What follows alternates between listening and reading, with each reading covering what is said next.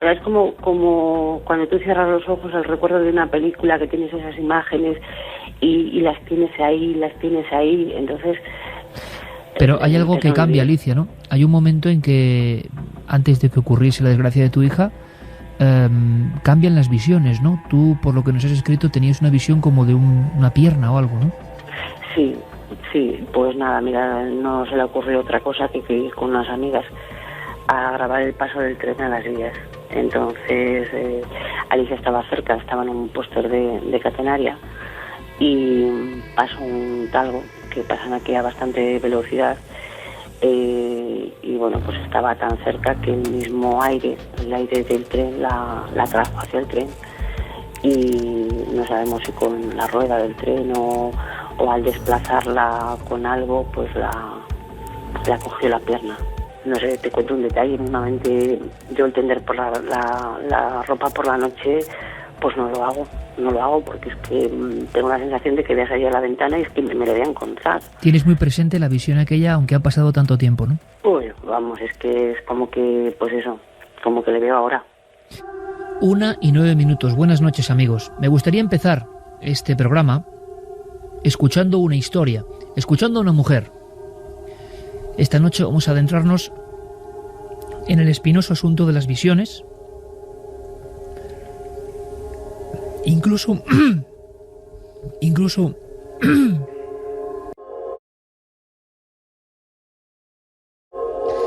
Bueno, mientras Iker bebe un poquito de agua, vamos a dar las vías de contacto, donde desde ya hemos puesto una encuesta. El debate de la semana en Milenio 3. La pregunta es: ¿alguna vez has creído tener una alucinación? Muy pronto sabrán por qué hacemos esta pregunta. ¿Creéis haber visto algo extraño? Vamos a abrir también las vías de contacto 27699, palabra clave Milenio, espacio, vuestros mensajes milenio3 con número @cadenaser.com y como siempre www.cadenaser.com. Además tenemos un regalo impactante, precioso libro, el libro de oro de los magos y las brujas, escrito por Tomás Hijo, pues que ha tenido a bien enviarnos 3 ejemplares que vamos a sortear entre esas vías de contacto. 1:11 ahora, de verdad que no era ningún efecto extraño. Sigo con la voz un poco tomada, quizás porque esta historia no debe contarse, no lo sé, ya me quedo un poco inquieto, sinceramente, amigos. Nunca me ha ocurrido y es una simple casualidad. Quizá por la impresión que uno lleva dentro, sinceramente. Y la impresión es viva y es auténtica. Hemos podido hablar con una mujer, os lo decía, Alicia, una de tantas mujeres, hombres, que tienen experiencias extrañas. Y experiencias que les persiguen durante toda la vida. Esta misma semana se ha hecho público un estudio que explicaba o intentaba asegurar que las visiones tenían que ver con áreas del cerebro dañadas, epilepsia. Se han explicado grandes visiones de la historia de esa forma. ¿Todo se puede explicar así o no? Yo os pido disculpas, intentaré que mientras estéis escuchando a Alicia mi voz vuelva a la normalidad y no sea esta cosa gutural que tengo ahora, pero de verdad que merece la pena. Manteníamos la conversación hace un par de horas y justo llegaba este caso a nosotros precisamente planificando esta historia. Vamos a hacerlo con investigadores como siempre y con científicos, porque la ciencia también tendrá que decir algo.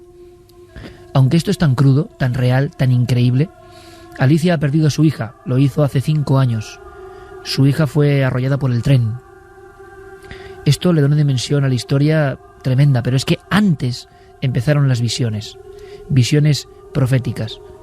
Hay gente que sufre todo esto y que no puede contarlo, que nadie les cree.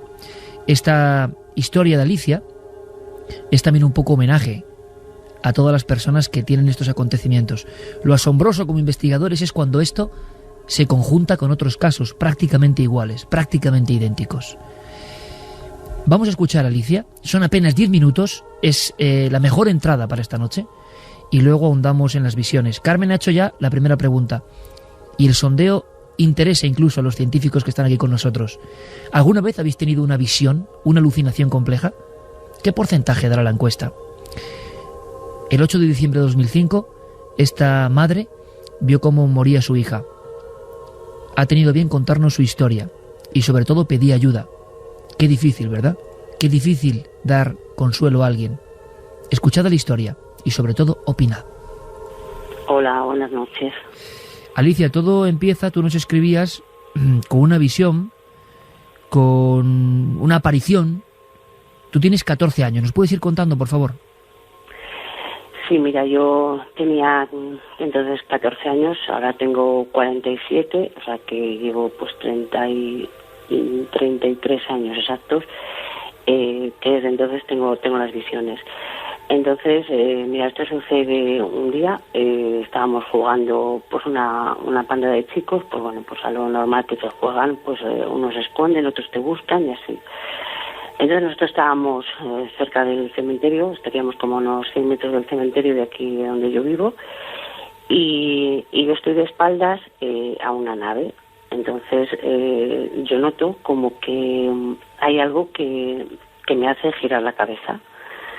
Entonces, bueno, llega un momento en que giro la cabeza y lo que es en la esquina de la nave, pues veo, es que no sé ni cómo definirlo, bueno, veo algo que está suspendido en el aire, no está apoyado en el suelo y tiene mucha altura.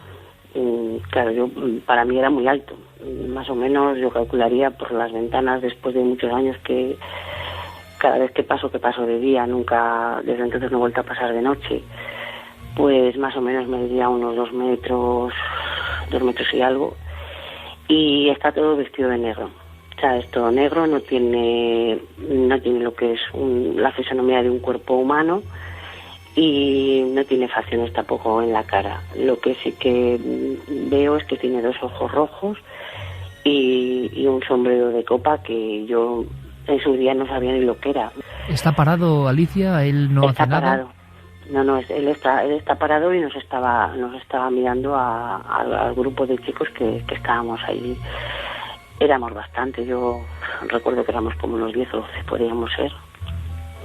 ¿Y todos lo veis al mismo tiempo? No. Yo en ese momento, cuando yo lo veo, pues claro, el susto es la de dar el brazo hacia una persona que estaba al lado mío. Entonces él se gira, le ve exactamente igual que yo. Y bueno, pues nuestra primera reacción es salir corriendo de allí. Pasa el tiempo, Alicia, y yo no sé si luego hay otras visiones, otras sensaciones, hasta que ocurre pues la desgracia de tu hija. ¿Ocurre algo más o no? Sí, bueno, hasta perder yo a Alicia, yo empiezo a tener visiones. Al principio como que, dejaba que esas visiones avanzaran hasta ver dónde, porque yo cuando las tenía me quedaba parada y de hecho, bueno, pues recuerdo de estar, por ejemplo, planchando y se me aparecían y llegar a quemar la ropa porque yo me quedaba parada. Entonces, yo las visiones que tengo es como una especie de ring de boxeo, o yo lo denomino una especie de ring de boxeo, es un cuadrado que tiene como unas cuerdas. Y entonces hay gente que yo nunca jamás veo la cara de las personas y es como que se están matando. Entonces yo al principio pues las empiezo a tener y tampoco, yo tampoco lo asimilaba o quería pensar que era a raíz de ver a este hombre, ¿no? Entonces siempre que me pasan alguien que yo conozco pues fallece. Y siempre a raíz, la primera observación, esto es muy importante, siempre es la de la primera figura jugando con los niños junto al cementerio. Antes de eso nada, eso parece que inicia las visiones. Sí, yo antes de ver a este hombre jamás, nunca. Yo todo esto me sucede a raíz de verle. Pero no ha habido ninguna otra visión tan clara, digamos, no que ocurre dentro del cerebro, sino tan exterior como la de esta figura negra. ¿No ha vuelto a pasar? No. Yo no he vuelto a ver a nadie, ni he vuelto a nada parecido ni semejante. Parece que hay unas visiones todavía más intensas. Nos has hablado de unas visiones que te producen desagrado, lógico, ¿no? Es como gente matándose, algo muy violento. Esas vienen y se van, es decir, esas no estás tú viendo nada con los ojos, sino que es como una sensación, una premonición. Es algo que es como cuando tú cierras los ojos, el recuerdo de una película, que tienes esas imágenes y las tienes ahí, entonces... Pero hay algo que cambia, Alicia, ¿no? Hay un momento en que, antes de que ocurriese la desgracia de tu hija, cambian las visiones, ¿no? Tú, por lo que nos has escrito, tenías una visión como de una pierna o algo, ¿no? Sí. Yo antes del accidente de Alicia, que además, bueno, pues salió en la prensa, Alicia tuvo un accidente de tren, el tren la succionó y bueno, la rompió los vasos femorales, no la amputó la pierna, pero la llegó a faltar muy poco y no la pudieron salvar. Entonces yo llevaba mucho tiempo, esas visiones las he tenido como 3 meses seguidos, día tras día, y entonces yo en cuanto lo notaba, pues siempre recurro a lo mismo. Si estoy sola en casa, pues es o poner la radio, o poner la tele, aparte de no soportar oír el ruido del tren cuando pasa, que encima le tengo aquí a lo de mi casa, pues él no quería que se avanzara y veía siempre una pierna destrozada. Era la pierna completamente destrozada y es horroroso, de verdad. Como he dicho al principio, Alicia, tú te conviertes en una persona que lucha para que no pase esto a otras personas. Yo creo que eso es muy, muy importante, ¿no? Pero claro, el dolor y la tragedia pues la llevas ahí. Porque ¿qué le pasó a tu hija exactamente, si se puede contar, Alicia? Es decir, ¿fue un accidente, el tren...? Sí, Alicia fue un accidente. Pues nada, mira, no se le ocurrió otra cosa que ir con unas amigas a grabar el paso del tren a las vías. Entonces Alicia estaba cerca, estaba en un póster de catenaria y pasó un talgo que pasan aquí a bastante velocidad y bueno, pues estaba tan cerca que el mismo aire, el aire del tren la trajo hacia el tren y no sabemos si con la rueda del tren o al desplazarla con algo, pues la cogió la pierna y tenía una herida brutal, de más de 20 centímetros en la pierna y la seccionó todos los vasos femorales. Entonces, bueno, el tema de Alicia es largo y tendido, la ambulancia tardó muchísimo en llegar y nada, Alicia murió desangrada. Cuando llegaron aquí, pues no pudieron hacer nada por ella. ¿Las visiones de la pierna, Alicia, continuaron después de la muerte de tu hija? No las he vuelto a tener. Alicia falleció en el 2005, el 8 de diciembre, y me han desaparecido. Esas me han desaparecido. Cuando es alguien, la última que he tenido, pues vuelve a retomar otra vez la historia del rein ese de boxeo, que yo le denomino rein de boxeo porque es un cuadrado que tiene, pues como los reines de boxeo tienen cuerdas, y es la misma visión. Lo que pasa es que no dejo que continúen porque es que no lo aguanto. Y Alicia, ahora que nos escucha mucha gente, claro, podemos abordar este asunto desde muy diferentes perspectivas, ¿no? Muchas personas, desde el punto de vista científico, tienen que acudir a que son visiones que ocurren por algo. Las personas que creen que hay algo más allá, y yo estoy bastante de acuerdo, creen que hay determinadas personas que tienen una especie de don, que a veces cuando se sufre es más maldición que don, ¿no? De ver algo más, de premonizar algo más. Pero ahora que nos van a escuchar, y nos van a escuchar científicos, y nos va a escuchar sobre todo la gente normal y corriente que le pasa, ¿tú qué quieres exactamente, Alicia? Es decir, ¿quieres que todo esto no vuelva a ocurrirte, ¿no? Era un poco tu llamada que quiero trasladar ahora al público también, ¿no? ¿Qué forma hay de que esto se pase, no?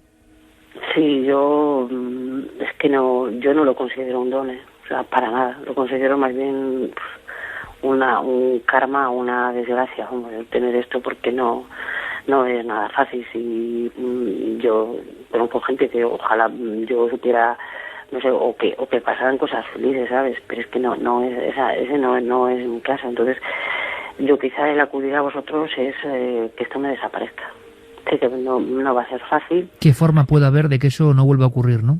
Sí, que esto me desapareciera de una vez por todas, porque de verdad que no es fácil de seguir. Para mí sería un comienzo de pues eso, de quitarme este miedo que tengo. Es que vivo con miedo. O sea, yo veo el día que no sé, te cuento un detalle, mismamente yo el tender por la ropa por la noche, pues no lo hago porque es que tengo la sensación de que voy a salir a la ventana y es que me lo voy a encontrar. Tienes muy presente la visión aquella, aunque ha pasado tanto tiempo, ¿no? Pues vamos, es que es como que, pues eso, como que le veo ahora. Alicia, pues vamos a intentar que primero hay personas que le ha pasado lo mismo, también saber cómo, si ellos han podido superarlo, y por otro lado, yo te invito a que con especialistas, tanto del punto de vista más científico como del punto de vista de lo sensitivo, que a veces el resultado, siendo serio, claro, puede ser muy interesante, pues podamos ver, ¿no? Si podemos darte un poco de alivio, que es difícil en estos casos. Un abrazo muy fuerte, Alicia. Nada, a vosotros y muchísimas gracias. En el año de 1977, en Santovenia, provincia de Valladolid, ocurre este suceso y ahí estaba Alicia con su testimonio.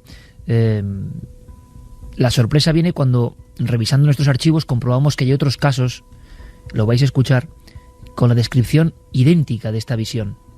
Santiago Camacho, buenas noches, compañero. Buenas noches, Iker. Javier, buenas noches. Muy buenas noches, Iker. Voy a ver si la voz me da tiempo y fuerzas para acabar estas 3 horas. Si no, estoy bien flanqueado, desde luego, por mis compañeros.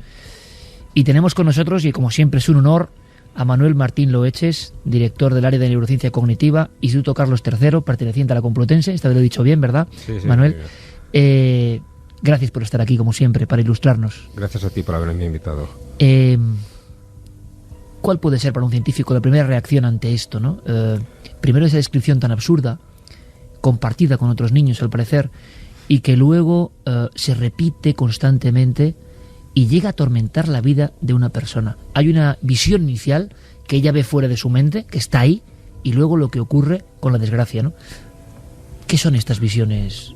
Hombre, los científicos siempre tenemos la tendencia de ser muy escépticos con muchas cosas. Quiero decir, si se puede explicar todo lo que hemos oído de alguna manera, digamos así, razonable, siempre es lo que se prefiere, ¿no? Entonces, bueno, hay una serie de puntos hay que tratar, pues por ejemplo, esas visiones que dice esta mujer que veía de una pierna antes del accidente de su hija. ¿Realmente las veía antes del accidente o es una cosa que a posteriori ella piensa que las veía, ¿no? El cerebro puede incluso intercambiar los tiempos, es decir, que nosotros pensemos que algo ha ocurrido antes o después. Exactamente, puede perfectamente. Una desorientación en el tiempo es fácil. De hecho, toda nuestra memoria es siempre una reconstrucción, y en esa reconstrucción que hacemos de todos nuestros recuerdos siempre hay muchos elementos que se contaminan, que contaminan nuestros recuerdos. Es decir, cuando nosotros recordamos algo, no recordamos nunca la escena o el acontecimiento de manera exacta, sino que siempre metemos algo, contribuimos con algo de sucesos o acontecimientos que han ocurrido después. Y en este caso es fácil, puesto que esta mujer está pues como angustiada, vive una vida pues bastante angustiada, y con el accidente pues podría ser fácil que ella pensara que había visto esta pierna. No quiero decir que sea el caso, pero es lo primero que pensaría un científico. Y 30 años antes, Manuel, observa algo en plena noche. Hablaba de nave, tengo que aclarar que no es nave extraterrestre, cuidado, era nave de construcción, nave junto al cementerio, era un lugar, y aparece ese individuo que no toca el suelo, que tiene ese extraño sombrero de copa que lo hace entre medio absurdo o medio auténtico por el marchamo del absurdo, precisamente. Por ejemplo, a esas edades, pongámonos en el punto de vista ultracientífico para aprender un poco. No es que queramos verlo así o no, sino que sepamos un poco. ¿El cerebro puede tener visiones de esa complejidad a cortas edades? ¿Por qué? En principio, bueno, yo no sé cuál sería la razón en este caso, pero sí podría ser, por ejemplo, un pequeño foco epiléptico en zonas temporales o visuales. Hay que tener en cuenta que en el cerebro está toda la realidad. Todo lo que sabemos sobre el mundo está en el cerebro, y de hecho cuando percibimos, lo que hacemos no es recibir del mundo, sino reconstruir lo que recibimos del mundo, ¿no?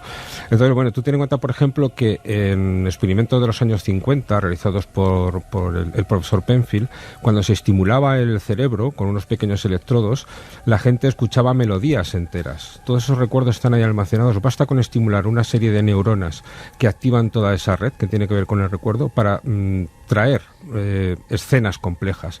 Y esto puede ocurrir también con las escenas visuales. Se pueden reconstruir o construir por parte del propio cerebro escenas muy complejas.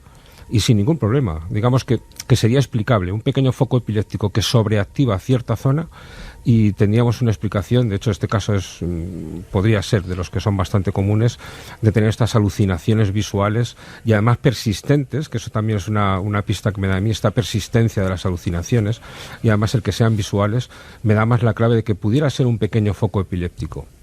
Si lo es o no, se puede comprobar, si lo es decir, yo puedo coger a esta persona, meterla en una máquina de electroencefalografía y saber si tiene un foco epiléptico. Si se descarta esto, habría que buscar otras causas. Pues mira, Alicia nos pedía ayuda y una forma de ayudarle de alguna manera es también, con un científico del prestigio de Manuel, una prueba científica, es decir, ver si en ese cerebro, en las coordenadas que podemos medir, hay algún tipo de anomalía o no. Sería una primera visión. Santi, Javier, Carmen, ¿qué os ha parecido? Bueno, yo creo que esta noche navegamos en esa frontera difícil, muy difícil, que separa los fenómenos o las visiones paranormales, digamos, de los problemas psiquiátricos o del mundo interior de nuestra mente. Siempre ha sido así, ha sido realmente muy difícil diagnosticar desde la noche de los tiempos quién tenía algún problema de índole cerebral o quién estaba teniendo una percepción que iba más allá de nuestros sentidos, y eso hace que este problema sea muy difícil de tratar y hay que hacerlo con mucho cuidado. Evidentemente, lo primero que tenemos que hacer en pleno siglo XXI es someternos quizá a uno de estos escáneres cerebrales y ver si hay algún tipo de problema fisiológico que pueda explicar esto. Y sobre eso hay corrientes, además, en estos últimos años de todo tipo. Un colega de nuestro invitado, de Manuel, pero en este caso canadiense, del que hablaremos seguro esta noche varias veces, que es Michael Persinger, que es un neurocientífico que ha trabajado mucho en el estímulo del lóbulo temporal izquierdo del cerebro, ha logrado inducir en cerebros sanos, simplemente con descargas de campos electromagnéticos, este tipo de visiones. Y además con características muy peculiares. Por ejemplo, el hecho de sentir una presencia, como Alicia, eso se ha inducido artificialmente con esos campos electromagnéticos, con un casco especial. Exacto. Que este hombre llamaba el casco de Dios, porque era capaz de crear ese tipo de sensaciones místicas. O el inducir, por ejemplo, la sensación de ingravidez, de estar como levitando. Aunque en este caso, Javier, parece que la visión era muy rotunda, no era sentirla, sino la visión primera, la que parece que abre la caja de Pandora. Antes de escuchar a Santi y a Carmen, una cosa que es importante. Yo prometía que ante lo absurdo de la visión que ve Alicia, que para ella cambia su vida a partir de ese instante, abre algo en su interior. Nosotros en el año 2004, ¿tú te acordarás, Carmen, de esto? Recibíamos la llamada en una noche que hablábamos de encuentros en la carretera del hijo de un policía y una visión. Quiero, por favor, Santi, muy atento, Manuel, muy atentos, para que veáis a veces, y no es el único, en las Urdes, el duende en Tiznao, mítico de las leyendas de allí, desde el siglo XVII y XVIII, se representa exactamente, ojo, sombrero, negrura, como ha hecho Alicia en ese pueblo de Valladolid, que lo ve con otros niños, por cierto. Y hay que decir que uno de los niños, la familia le pidió, por favor, que no comentase nada, que es que solo puedes ganarte problemas, ¿no? Pero había más testigos, claro, 2 más. Claro, pero aquí estamos hablando de cosas que quizá hay que separar. Es decir, una cosa es una visión de una persona, y en cuestiones como el duende en Tiznao estamos hablando de visiones de colectivos de personas. Y aquí el primer caso, claro, de Alicia también hay más niños, ¿no? Hay gente que lo está viendo, pero que luego callan, tienen miedo. Escuchad, por favor, porque después de haber asistido, ¿no?, a esta visión de Alicia y su drama, y ojalá podamos ayudarla en representación de mucha gente que le pasa, ¿no?, y que no sabe dónde acudir. Esto ocurrió en el 2004. Escuchad porque no hay que añadir más palabras. Ella, como cada día, iba a trabajar al Hospital Virgen del Puerto, en Plasencia, y una noche viniendo, una noche fría y lluviosa, pasando el pueblo de Mirabel, llegando a esa curva, pues vio lo que le pareció un hombre todo vestido de negro y con un sombrero también, y parado mirando fijamente hacia la carretera, justo en el arcén, y mirándola a ella fijamente. Y bueno, esto volvió a ocurrir otra vez al día siguiente, y al siguiente día otra vez. Lo que pasa que ella llegó a casa muy asustada el tercer día, que estaba llorando, angustiada, con mucho miedo, que ya la había visto más veces, allí lloviendo y ahí parados, mirando. Y nada, cogió a mi padre, que es policía, y fueron otra vez al sitio pero allí no había nada, no había nadie ni nada. También me dijo que tenía unos ojos grandes y que estaba allí quieto, lloviendo, un frío que hacía, y que la miraba, al pasar la miraba, y claro, pues ella muy asustada y eso, y muy preocupada. Y aquel día pues llegó, dijo eso, y cogieron el coche corriendo y fueron al sitio, pero nada, no había nada. Y preguntaron por el pueblo que si alguien conocía, les contaron cómo era más o menos, pero nadie sabía nada. Y la casualidad es que justo 2 días antes de verlo, se había suicidado una persona que se había tirado desde lo alto de las ruinas del castillo. Santi. Pues la verdad es que lo que estamos oyendo, y sobre todo cómo lo vamos a abordar esta noche, creo que es el camino que a día de hoy están siguiendo muchos científicos, que como Manuel hacen la distinción de que la ciencia es un sistema de conocimiento susceptible de estudiarlo todo, y solamente la cortedad de algunas personas pues termina determinando qué se puede y qué no se puede estudiar.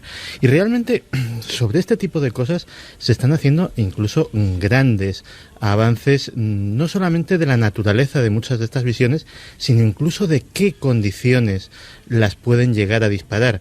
En 1998, un científico de la Universidad de Coventry, Vic Tandy, estaba tranquilamente trabajando en su laboratorio cuando tuvo una sensación extraña.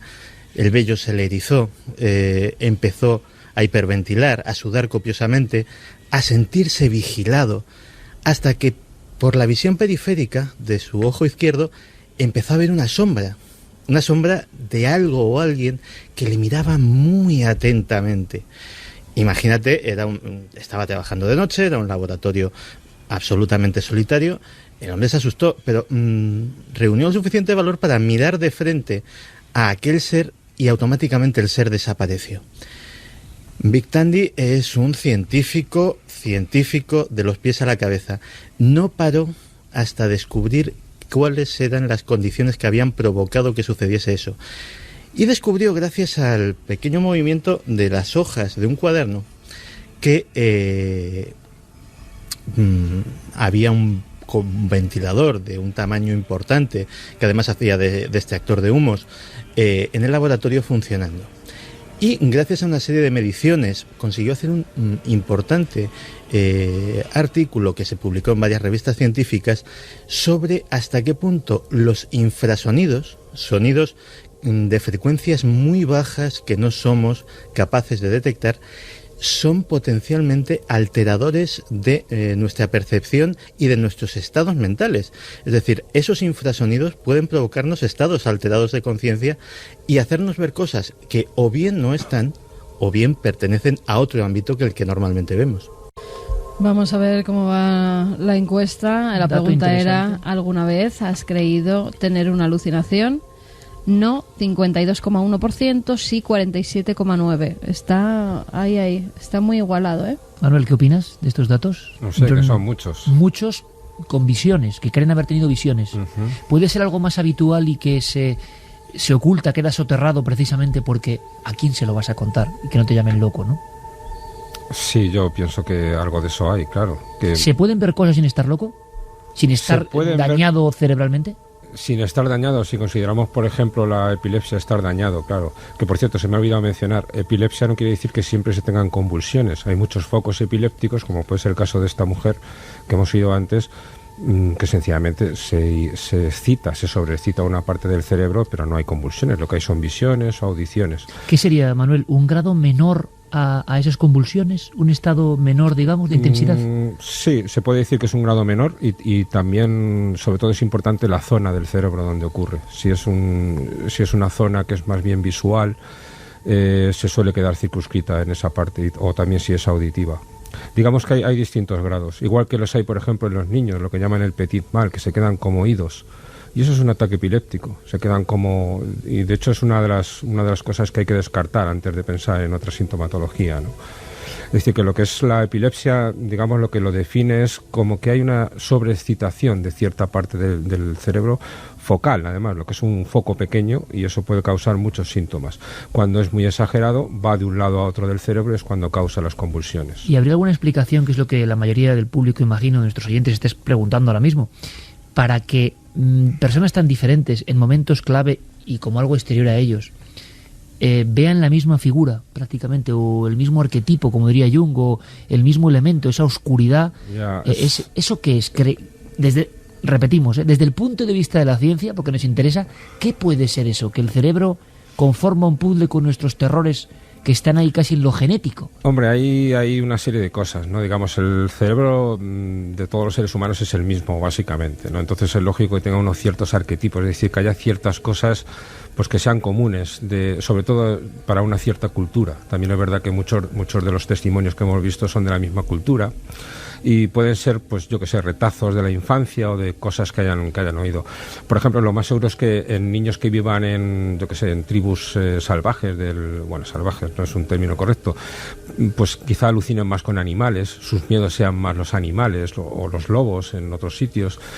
Hay ciertos arquetipos, pero que también están muy influidos por la cultura. Entonces, lo de un personaje vestido de negro con unos ojos luminosos y demás, pues ¿por qué no? Es algo que quizás se haya oído bastante en la infancia, pudiera ser una explicación. Un ejemplo del fantasma, de la muerte. Sí, pero es muy absurdo, porque son muchos los testimonios, además, de personas que identifican la misma figura, un personaje vestido de negro con el sombrero de copa, a veces lleva un maletín, a veces no lleva maletín. La mayoría de las ocasiones suelen ser encuentros en la carretera, sí. Encuentros que en el arcén, al pasar con el coche, parece que ven esa figura que está parada y que los observa, pero siempre con la misma tipología. No ven el rostro, no ven las manos, no ven los pies. No pisan el suelo. Hay otra cosa que es inexplicable también y que deberíamos también poner sobre la mesa, y es que muchas de estas apariciones, al menos las que estamos comentando aquí esta noche, y sobre todo la de Alicia, que lo ha dejado muy claro, traen presagios de muerte. Es decir, hay como un componente premonitorio. Es decir, Alicia ve algo y inmediatamente sucede una desgracia a alguien cercano. Ella lo ha comentado en ese sentido. Y eso sí que es, en principio, inexplicable. Es como si el cerebro percibiera de alguna manera la existencia de la muerte, ¿no? Y claro, esto es un asunto muy controvertido al que la ciencia desde luego no ha podido encontrar. Aunque eso es un poco alerta. Como he dicho antes, habría que ver si realmente la visión de la pierna, que es la premonitoria, la tenía antes, si hubiera algún testimonio por escrito de ello, alguna constancia de antes de haber ocurrido el accidente. Sería un buen elemento, ¿no? Sería un elemento crucial, digamos, porque a posteriori siempre es muy difícil. El testimonio de Alicia es 3 meses antes de que su hija, de esa forma tan terrible como ha contado, ¿no?, se desangre en la vía del tren, pues ella observa la pierna, y además es la pierna. Lo que dice Manuel, yo creo que también tiene pues todo el sentido del mundo, ¿no? Bueno, saber si eso en qué... Claro, tenemos las apariciones, por ejemplo, de Point Pleasant en los Estados Unidos, del Mothman, ¿no?, del hombre polilla, que entraría dentro de esta categoría de apariciones fantasmagóricas. Sí, pero que el dibujo es casi lo mismo, prácticamente. Que en dibujo es casi lo mismo, y sí que es premonitorio de una desgracia, que es el hundimiento del puente de Point Pleasant en la noche de Navidad, donde mueren tantas personas. No solo eso, Javier, sino que en España tú y hemos... Y esto salió en la prensa, es decir, que hemos entrevistado a personas que luego, después de estas visiones, esto sí que es extraño, ¿no? Y yo creo que Javier y yo lo hemos recordado en alguna ocasión. Tú en la provincia de Guadalajara, en la zona de Yebra, y yo en la zona de Las Urdes, Vegas de Coria, personas que observan prácticamente lo mismo y que luego tienen un arrebato tremendo criminal y acaban con la vida de su hermano, en el caso de Vegas de Coria, y en el de Yebra no recuerdo bien a quién era, quizá también un hermano, a un familiar. Claro, la gran pregunta es, ¿lo que vieron les motivó a ello? ¿O ya residía en su cerebro algún tipo de dolencia que luego estalló, ¿no? Es un debate tremendo. Pero últimamente, sobre todo a raíz de los hallazgos médicos, de las visiones de un hombre muy célebre, como fue Chopin, pues se ha hablado del lóbulo temporal de nuevo. Ese término, yo creo que también tan fantástico para los que no sabemos del cerebro, donde parece que se guardan muchas cosas, ¿no? Investigadores, ahora conoceremos un poco más, como Persinger, que lo estimularon para ver qué ocurría. Cuando vamos a alguna definición concreta de lo que puede pasar cuando se estimula o se daña el lóbulo temporal, nos encontramos con cosas como estas.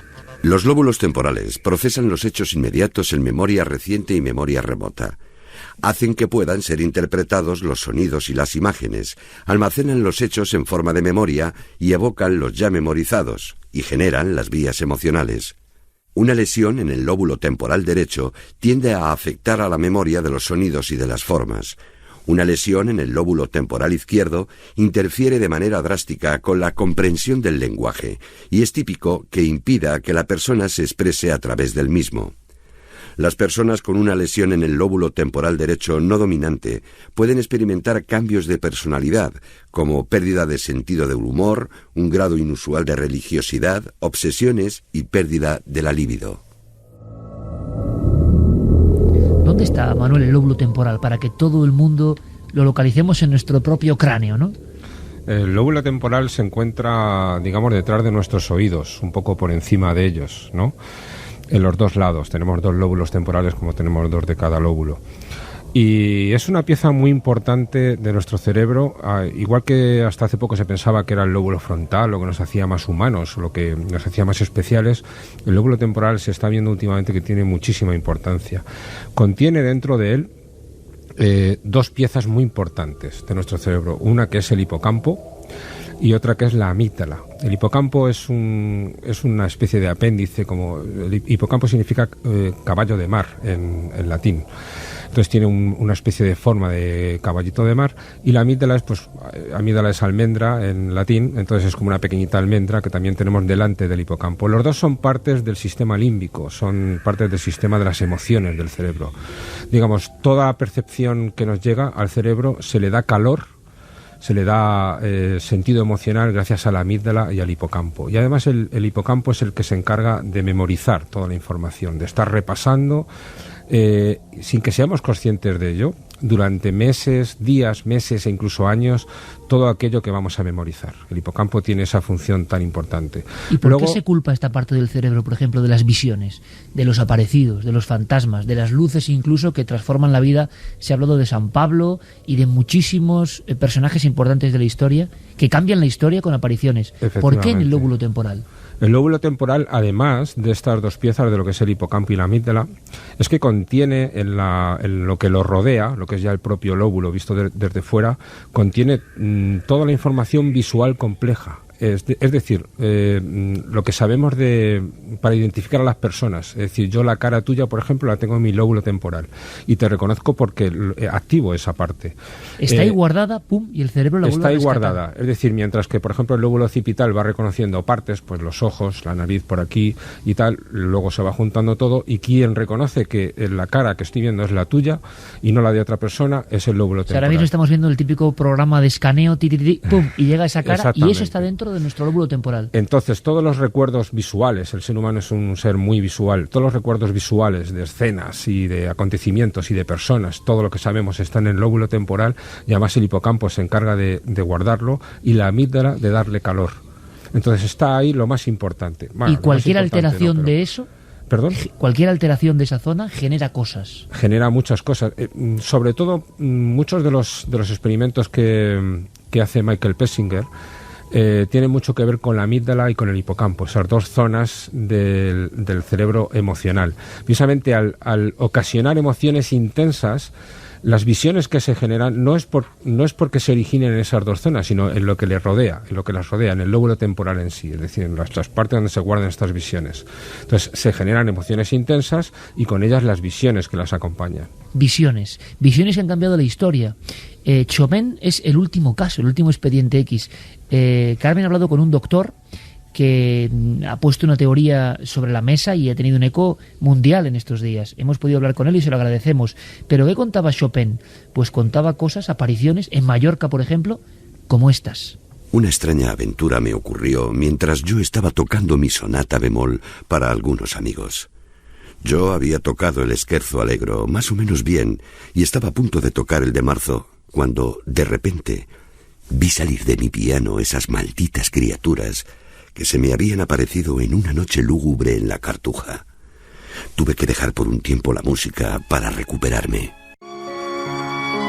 Parece que como otros grandes genios, quizá genialidad, sensibilidad artística y visiones anden cerca, estuvo atormentado por visiones complejas que él aseguraba que formaban parte de la realidad. Esta semana Chopin, Carmen, ha sido noticia médica. Noticia médica porque Manuel Vázquez Caruncho, que es médico en el complejo hospitalario Xeralcalde de Lugo, es un melómano, así nos lo contaba, y nos decía que empezó a interesarse por la biografía de este gran compositor. Y entonces se dio cuenta de que había cosas extrañas en esas visiones, cosas que le llevaron a pensar que sufría una enfermedad. Él nos lo contaba, Iker, si quieres escuchamos por qué tenía esos brotes de alucinaciones. Chopin tenía brotes de alucinaciones que duraban unos pocos minutos, o sea, eran unos brotes paroxísticos, y que estaba totalmente desconectado de la realidad cuando los tenía. Esto es bastante típico de un cuadro convulsivo y por los síntomas que padecía, la localización, que más apunta a ellos sería el lóbulo temporal. Hemos puesto antes un fragmento de una visión que le atormentaba continuamente, pero ¿qué visiones solía tener? ¿Eran parecidas o, por el contrario, algunas eran más terribles que otras? Él tenía varios tipos de alucinaciones. Por ejemplo, en varias ocasiones lo encontraron totalmente absorto, desconectado de su alrededor, tocando el piano, y muy pálido, aunque Chopin estaba pálido habitualmente, con el pelo erizado, y al recobrarse, él tardaba todavía un rato en saber en dónde estaba y generalmente daba un grito. Otras veces, por ejemplo, en una carta describió que veía unos seres, él los describía como unas malditas criaturas que salían del piano. En otras ocasiones, se vio a él mismo muerto, vio a su padre muerto, a un amigo muerto que lo agarraba, etcétera. La muerte que tan pronto se llevó a Chopin estaba continuamente rondando por su cabeza. Podía ser que estuviera obsesionado con la muerte, podía ser la epilepsia la que le llevara a esa obsesión. Pues es posible, él estaba totalmente obsesionado con la muerte. De todas maneras, tuvo una experiencia muy mala cuando su hermana Emilia se murió con apenas 14 años. Y eso lo había dejado muy impresionado. Y en cualquier caso, muchos de los cuadros alucinatorios que tuvo tenían relación de alguna manera con la muerte. Entonces, probablemente estas dos circunstancias tuvieran algún tipo, tuvieran algo que ver en su obsesión con la muerte. En nuestro país, en Mallorca concretamente, que además esta misma semana ha habido también mucha polémica por esa celda en la que estuvo, no estuvo. Al parecer el piano que dicen que tocaba Chopin en Mallorca no lo pudo tocar porque ese piano es de mediados del siglo XIX. Chopin muere bastante antes y no estuvo en esa celda, estuvo en una que está al lado con su familia pasando unos meses en Mallorca. Durante esos meses en Mallorca él tiene una de esas alucinaciones más terribles y además hace después una composición que tiene que ver con ello. Nos lo cuenta el doctor Manuel Vázquez. En Mallorca describía eso, que veía fantasmas por todos lados, pero ahí tuvo un episodio alucinatorio muy famoso, que fue el que se relaciona con la composición del preludio en La gota de agua, en el que George Sand había salido con sus hijos a dar un paseo, era un día muy lluvioso, y él se encontraba muerto. Él decía que estaba muerto en un lago y que le estaba cayendo una gota de agua en el pecho.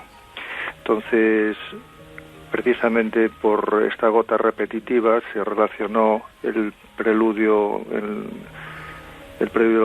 Gota de agua, porque tiene así unas armonías muy repetitivas, ¿no? Mucha gente puede pensar, como ha ocurrido con otros grandes genios, que esas composiciones, esas visiones, composiciones magníficas que hacían ocasiones drogado, como mucha gente dice, de algunos pintores, de algunos músicos. Pues se lo teníamos que preguntar al doctor. ¿Tiene que ver el opio o el láudano que tomaba Chopin con alguna de esas alucinaciones? No, además Chopin empezó a tomar opio relativamente tarde en su vida y ya tenía síntomas antes de tomar el opio. Interesantísimo, además, amabilísimo el doctor. ¿Cuántas veces se achaca siempre a lo primero, ¿no? A que Edgar Allan Poe tomaba, que evidentemente tomaban muchos de estos artistas, pero es verdad que desde tiempo atrás se veían atenazados por la presencia de lo sobrenatural, de las visiones que, importante Manuel, no se distinguen del entorno. Muchos de estos genios, y hay una lista extensísima, casi todos los más geniales, también es curioso, más sensibles, hablan de visiones que les atormentan como si fueran parte de la realidad. ¿Cómo se puede explicar esto? ¿Hay cierta conexión entre alma sensible y que ve algo más, también dentro del cerebro a nivel físico? No necesariamente, pero sí es verdad que con bastante frecuencia hay mucha relación entre cerebros alterados, digámoslo así, y creatividad y capacidad para muchas cosas. Hay muchos genios que efectivamente tenían quizás estos pequeños focos epilépticos. En este caso, en el de Chopin, por lo que he estado escuchando, además, yo localizaría el foco epiléptico en torno a o dentro de la amígdala izquierda.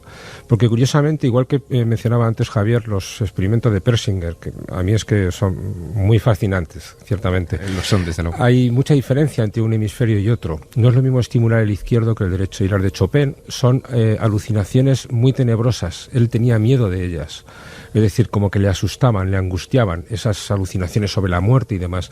Y eso es típico de la estimulación del hemisferio izquierdo. Cuando se estimula el derecho, la amígdala o el hipocampo del hemisferio derecho, las visiones son más de paz y de totalidad con el universo. Lo que acabo de decir me pone los pelos de punta, ¿eh? Bueno, es que es así. Vertientes completamente distintas. Claro, piensa que hace unos años, en el año 96, sin mal no recuerdo, el doctor Esteban García Albea, que es trabajaba entonces para el Hospital Universitario Príncipe de Asturias de Alcalá de Henares, era jefe del servicio de neurología, publicó un libro que se titulaba Teresa de Jesús, una ilustre epiléptica, donde vinculaba muchas de sus descripciones literarias sobre lo que a ella le pasaba durante sus éxtasis místicos, durante sus trances místicos, con esa experiencia positiva, en este caso casi la contraria de Chopin, de ver una luz, de sentir una parálisis en el cuerpo, que era casi la continuación natural de aquello, y después el episodio, digamos, de la visión. Esa epilepsia ya está conceptuada, tiene un nombre también muy literario, es la epilepsia estática o de Dostoyevsky, porque Dostoyevsky tuvo muchas de esas visiones positivas y las plasmó, se las adjudicó al protagonista de una de sus novelas más famosas, que fue El idiota. Vamos a hacer una cosa. Por supuesto que aquí es la visión científica con nuestro querido amigo Manuel Martín Loeches, que es uno de los que más sabe del cerebro de este país, sin duda alguna. Pero no quiere decir que estemos de acuerdo ni no de acuerdo. Incluso el público tendrá su propia opinión. ¿Hay una realidad ajena a todo esto, fuera del cerebro? Podemos pensar perfectamente que sí, y habrá quien piense que en absoluto. A mí me parece igual de misteriosa, ambas posibilidades me parecen igual de maravillosas, ¿no? Pero eso de que ciertas áreas del cerebro generen visiones de paz y otras tenebrosas y tremendas, hay un lenguaje del que tenemos que aprender. Yo os propongo una cosa. Vamos a escuchar a los amigos que han escrito, porque la encuesta nos ha inquietado, y después sabremos a fondo algo más de esos experimentos que califican tanto Javier como Santiago como Manuel Martín Loeches de apasionantes. ¿A qué se ha llegado? ¿Qué ha pasado con Persinger? ¿Ha experimentado sobre el miedo?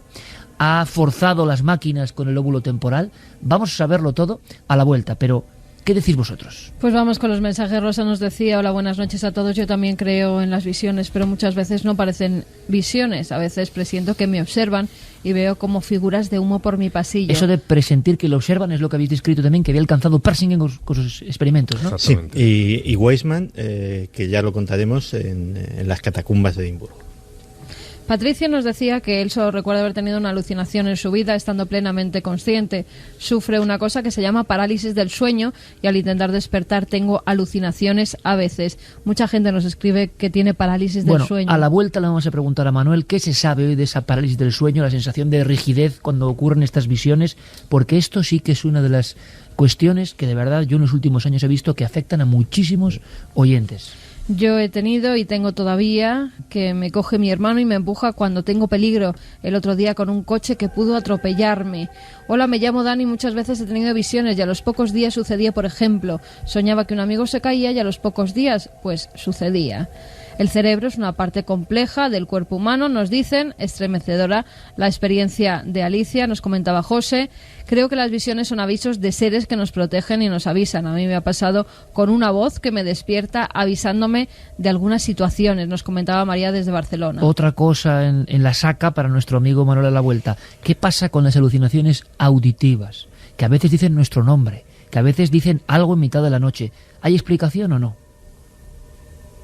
Yo soñaba muchas noches que veía cómo se estrellaban aviones y me despertaba muy sofocado y angustiado. A las 2 semanas pasó lo del 11S. Desde entonces no he vuelto a soñar más ni a tener esa pesadilla, nos comentaba Francisco.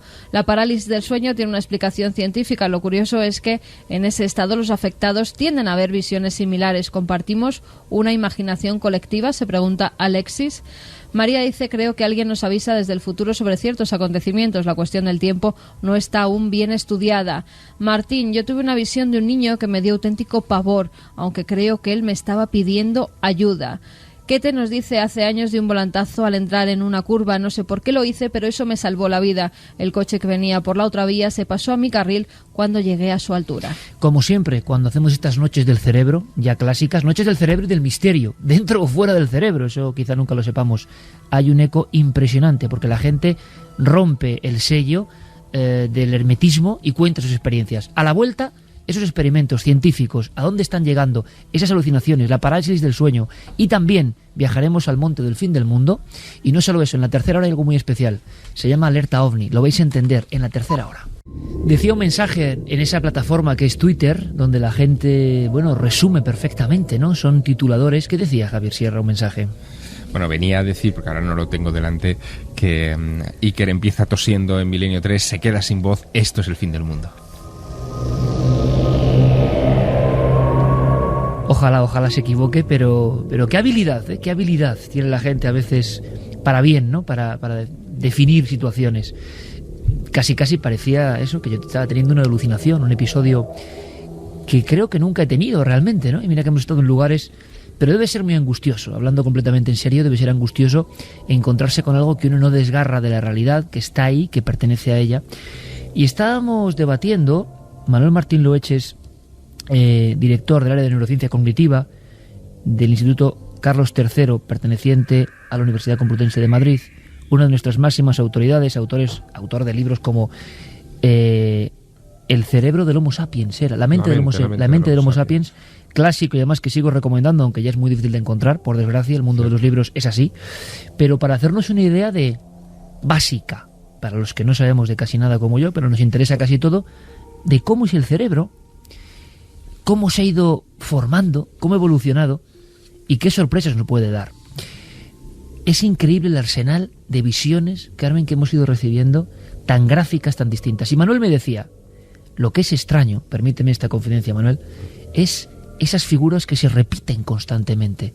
Es decir, que haya visiones está muy bien, pero que se repitan las figuras como si fueran calcos, ¿cómo podríamos explicar ahí? Hay como diría Jung, un archivo acásico, algo genético, claro, ¿dónde está lo genético y lo mental, no?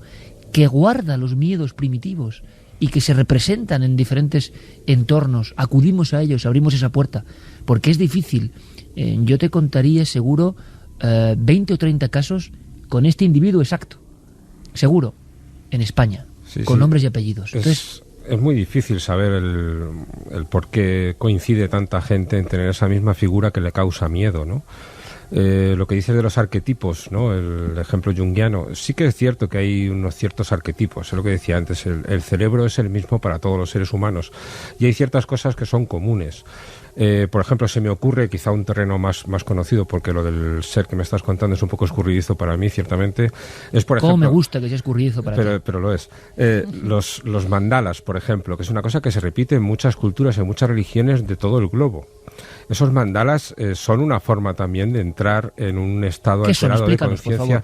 Digamos, esos diseños lineales que se entrecruzan y que van y vuelven de un lado para otro y que se emplean en ciertas culturas pues para contemplarlos y de alguna manera se va uno, se va de la realidad metiéndose en ese laberinto. Los laberintos que encontramos en Galicia, por ejemplo, en muchos sitios, tienen mucho que ver con eso, ¿no? Son unas formas de estimularse repetidamente para abstraerse de la realidad. Eso es un arquetipo, eso sí podríamos decir que es un arquetipo, una forma de que todos los seres humanos, por la especie a la que pertenecemos, entramos en un estado alterado de conciencia por esa contemplación de estos laberintos. Santi, Javier, Carmen, ¿alguna vez habéis tenido episodio de parálisis del sueño o de visión? Porque yo creo que es algo que se repite en una cantidad inmensa de oyentes. Yo no, pero sí que me llama mucho la atención que sea una constante en mucha fenomenología extraña. Por ejemplo, en los casos de visitantes de dormitorio, que hoy no hemos sacado todavía a colación, esos relatos que hablan de extraterrestres, a veces de espíritus, de diablos, incubos, súcubos. En el fondo, visiones delante exacto, de la cama, ¿no? Que se producen también en un momento que desde el punto de vista de la mecánica cerebral es muy delicado, que es el momento entre la vigilia y el sueño, o el sueño y la vigilia, donde el cuerpo experimenta también una transformación, hay una desconexión entre lo que es el resto del organismo y la función cerebral, y ahí sí que se producen esos episodios de parálisis que son terroríficos para el que los experimenta. La gente lo pasa muy mal. Santi, Carmen, no habéis vivido ninguno personalmente, ¿no? No, afortunadamente no, y debe de ser una experiencia espantosa, porque lo que sí, y supongo que... Es como un bloqueo, ¿no? Sí. Totalmente. Y como una presión en el pecho. Y lo que sí he tenido ocasión de experimentar, yo creo que prácticamente todos, eso es mucho más común, y ya de por sí es una de esas sensaciones que no se olvida. ¿Has intentado gritar en una pesadilla y no te sale la voz? Mira, es adecuado para hoy, Santi. Efectivamente. Ha sido mi inicio de programa, ¿no? Pues en una pesadilla, de esas en que intentas avisar a alguien, y entonces intentas articular. Y realmente cuando haces un esfuerzo sobrehumano es cuando gritas físicamente y eso te hace despertar. Pero esos minutos en el sueño, puede que apenas segundos en el tiempo real, en los que intentas articular con una musculatura que no te responde, porque la sensación de terror que tienes en esa pesadilla es tan intensa que ya intentas trascender lo que es esa parálisis del sueño, intentas utilizar tus propios músculos para gritar. Eso ya de por sí produce una angustia que tener todo el cuerpo paralizado y ser consciente de ello tiene que ser algo inenarrable. Yo sí he tenido, pero no hasta el punto. Yo era consciente de que estaba despierta, que mi cuerpo no me respondía, pero que no me pasaba nada. Tal vez porque sé de qué va la parálisis del sueño. ¿Cuáles serían los códigos exactos? Lo que repite todo el público. Yo sé que abría los ojos y que intentaba mover la mano o el pie, porque había oído a alguno de los perros. Que estaban los perros intentando subirse a la cama, y como siempre, como son muy pequeños, los tengo que coger y subirlos. Y que en ese momento mis piernas, mis brazos no me respondían, me quedaba como tiesa en la cama. Era consciente de que los perros me estaban avisando, yo tenía los ojos abiertos, pero tampoco me asustaba, o sea, no en un estado en el que me alterara, porque sabía que cuando se me pasara eso, inmediatamente mis miembros iban a volver a responderme. Bueno, pues ahora yo voy a contar algo muy breve, y yo sé que cientos o quizá miles de personas van a sentir, y más si están en la cama, escuchándonos, algo muy familiar, porque yo creo que esto empieza a ser no voy a decir un problema alarmante, pero que le pasa a mucha gente y no se habla. De pronto, en mitad de la noche, una parálisis del cuerpo, una sensación de dificultad para respirar, algo que nos presiona como si alguien se pusiese junto a nosotros o encima de nosotros, y una voz, alucinación auditiva, a veces dice nuestro nombre, y la fase final de esto, como decía Javier, puede ser una visión delante de la cama. Muchas veces es visión de un niño, muchas veces visión de este individuo o ser que antes nos han descrito, oscuro, alto. ¿Qué es la parálisis del sueño, Manuel? Y no sé si tiene alguna solución o por qué sucede. Bueno, la solución yo creo que no es fácil. Esto es como todo, es un fenómeno para el que hay una explicación. Lo que pasa es que, dada las circunstancias, es difícil de estudiar a fondo, porque habría que tener a una persona en esa situación, en un escáner, y eso, pues como pasa con tantas cosas, es imposible. Como cuando se tienen visiones, es muy escaso el caso en el que se haya conseguido esto. La explicación es muy sencilla, por lo menos la que se da. En el sueño hay varias etapas. Cuando uno empieza a dormirse, la primera etapa es un sueño ligero, luego va bajando, cada vez es más profundo el sueño, hasta que llega a lo que se llama el sueño paradójico. El sueño paradójico tiene el nombre precisamente porque es el sueño en el que nuestra mente está más activa es cuando se sueña en colores, se sueña vívidamente, además, como dicen en los manuales, y a la vez, de ahí la paradoja, el cuerpo está completamente inhibido, está completamente paralizado. De ahí el nombre de paradójico. El cuerpo completamente paralizado, la mente completamente activada. Cuando se sale de esta fase REM o sueño paradójico, se llama REM también por los movimientos rápidos de los ojos, Rapid Eye Movements, porque curiosamente cuando soñamos los ojos van de un lado para otro como locos totalmente.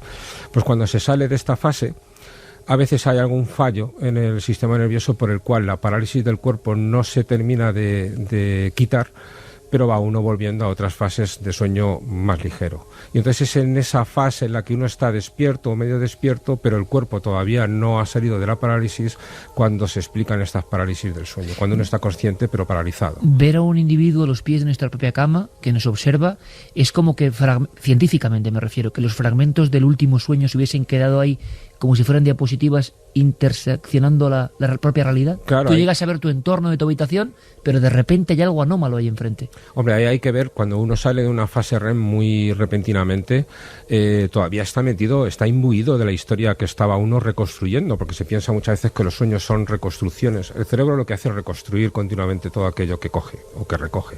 Entonces quizá esas reconstrucciones que estaba haciendo durante el sueño todavía están vívidas, están ahí, y las acaba mezclando con la realidad inmediata.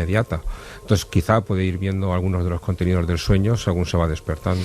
Experimentos de Persinger, de Weisman, Javier, Santi y por supuesto Manuel. Contarnos qué es lo que más os impresiona. Creo, Santi, que hay una historia incluso que tiene algunos sonidos de terror, de reproducir cierto terror o ciertas presencias, y es Weisman el que hace esto hace no muchos años. Sí, de hecho, nosotros contamos ya aquí en Milenio 3, justo cuando hablábamos a cuenta de la Cueva de la Luna, y contábamos cómo precisamente Richard Weisman había cogido a una de sus estudiantes de posgrado en psicología, una chica además por demás excepcionalmente racional, que se llamaba Susan Stevens, y la había dejado encerrada sin más compañía que una videocámara que tenía un objetivo de night shot para poder grabar en condiciones de poca luz, y la dejó a pasar una noche en aquellas catacumbas de Edimburgo, que no son más que, es un lugar ciertamente lúgubre, es el antiguo trazado de las calles de Edimburgo, que cuando hubo una reordenación urbanística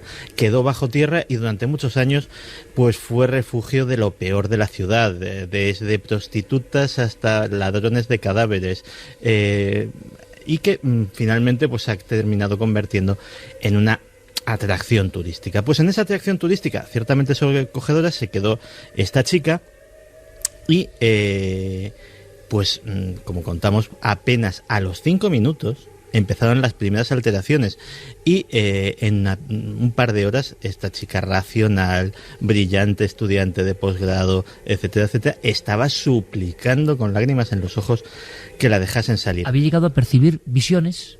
Había llegado a percibir visiones, respiraciones en su cuello, sonidos que un micrófono de control no captaba. Es decir, estaba monitorizado todo aquello, y ella oía pasos, oía roces, oía susurros que no estaban.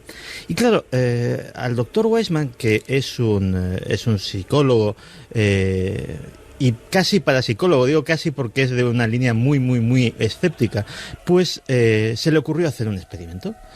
Y es decir, ¿hasta qué punto el ambiente puede contribuir a alterar la mente para que veamos cosas que de otra forma no veríamos?